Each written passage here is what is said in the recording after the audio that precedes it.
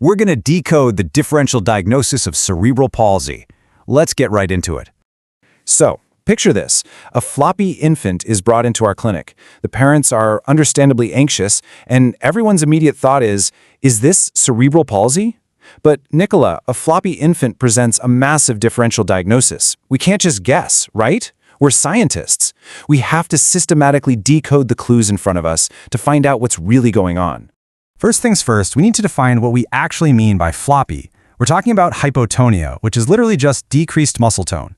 Sometimes an infant feels completely limp, kind of like a rag doll. Now, here's the tricky part of our puzzle. This profound floppiness is very often the very first sign we see in young infants with cerebral palsy. But it's also the exact same starting point for a whole bunch of other central nervous system disorders. Since they all share this starting line, we have to look for highly specific clues to tell them apart.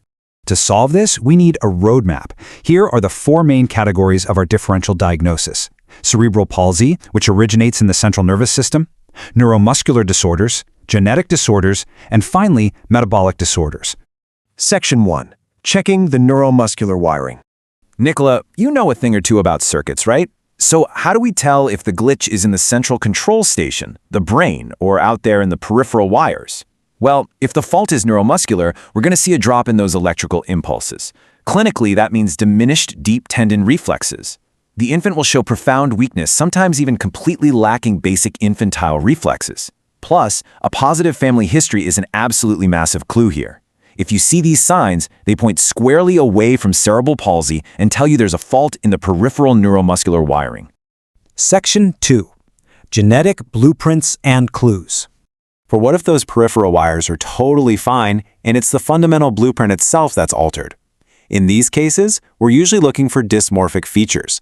These are distinct physical characteristics that essentially hand you the diagnosis if you're just looking closely enough. Genetic causes for our floppy infant can include Down syndrome, Prader-Willi syndrome, and Angelman syndrome. So when you spot those unique physical clues, Nicola, your mind needs to immediately pivot straight to genetics. Section 3. Metabolic power failures. Okay, now imagine a totally different scenario, a system-wide power failure. That's exactly how I look at metabolic disorders.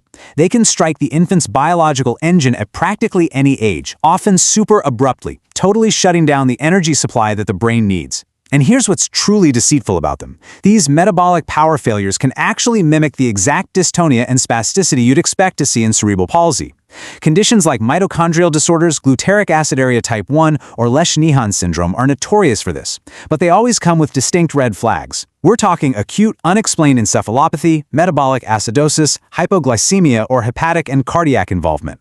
Those are your system-wide alarms screaming that you're dealing with a metabolic crisis, not CP. Which brings us to the most crucial point. Read this quote with me, Nicola, and let it really sink in. A diagnosis other than CP should always be sought in children who have evidence of progressive disease or loss of previously obtained milestones. This right here is the golden rule of our entire puzzle.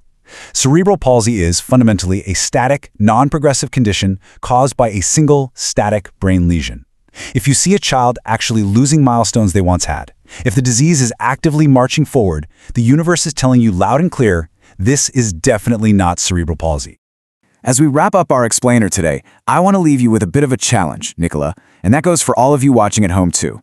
If the human nervous system is indeed this magnificent, intricate circuit, how are you going to test the wiring of the next floppy infant you see? How will you differentiate the central control from the peripheral wires, or the blueprint from the power supply, to make absolutely sure no milestones are lost? The puzzle is out there waiting for you. Keep questioning, keep deducing, and I'll catch you in our next session.